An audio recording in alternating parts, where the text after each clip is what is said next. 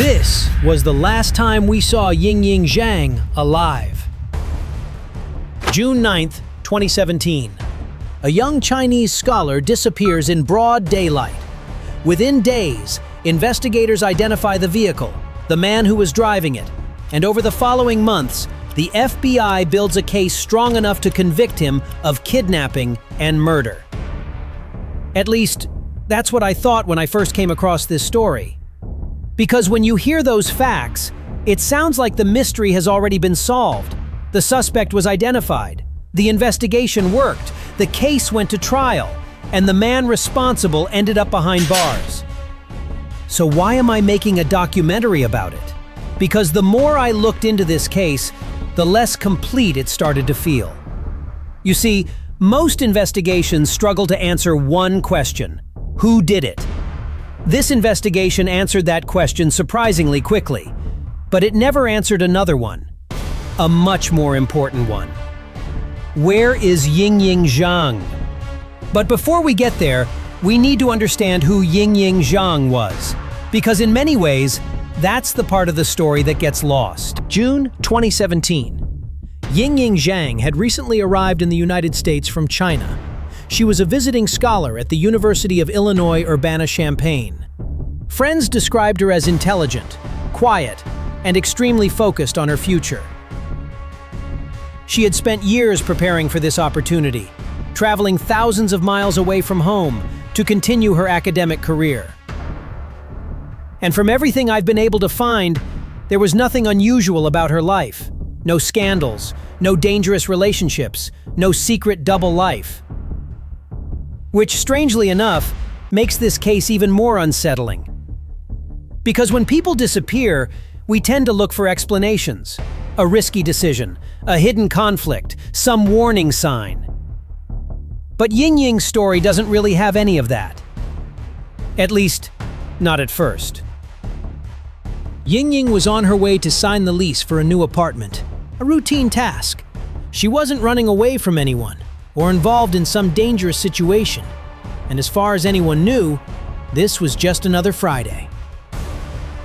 I think that's the part I struggle with the most, because usually, when something terrible happens, people look back and say, there were signs.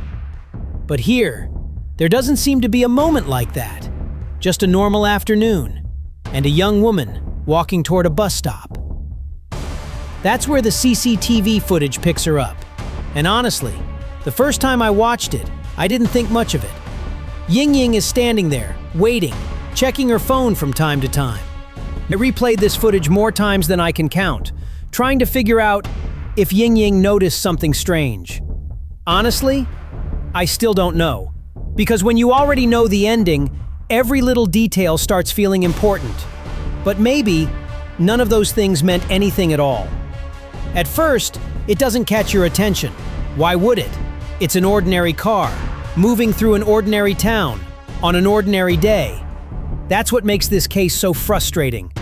You want there to be a moment where everything changes. A mistake, a warning, something. Instead, there's just uncertainty. And maybe that's why people are still fascinated by this case. Because even now, watching the same footage years later, I keep asking myself the same question. If you were standing there that day, would you have noticed anything unusual? Or would it have looked like just another ordinary afternoon? Because somewhere inside that Saturn Astra was a man named Brent Christensen. Because if you look at Brent Christensen, nothing immediately stands out. He's 28 years old, a graduate student, married, living what seems to be a pretty ordinary life. And honestly, that's something I still struggle to understand. Because when we hear stories like this, we imagine someone who looks dangerous, someone obviously disturbed. But Brent doesn't fit that image, at least not from the outside. The investigation accelerated almost immediately. The Saturn Astra became the key. Investigators tracked the vehicle using traffic cameras, security footage, and university surveillance systems. The route didn't lead to a criminal network or a remote hideout. It led to an apartment in Champaign. The owner of the car, Brent Christensen. Within days, the FBI placed him under surveillance. Agents monitored his phone, followed his movements, and interviewed people who knew him. At the same time, search teams were desperately looking for Yingying. Parks, fields, nearby rivers. Every new lead ended the same way. Nothing. Then the investigation took an unexpected turn. Brent's girlfriend agreed to cooperate with the FBI. She secretly recorded conversations with him, hoping he would reveal something investigators had missed. And he did talk. A lot. According to prosecutors, he spoke about serial killers, violence, and disturbing fantasies. That changed the entire investigation. The objective was no longer proving who did it.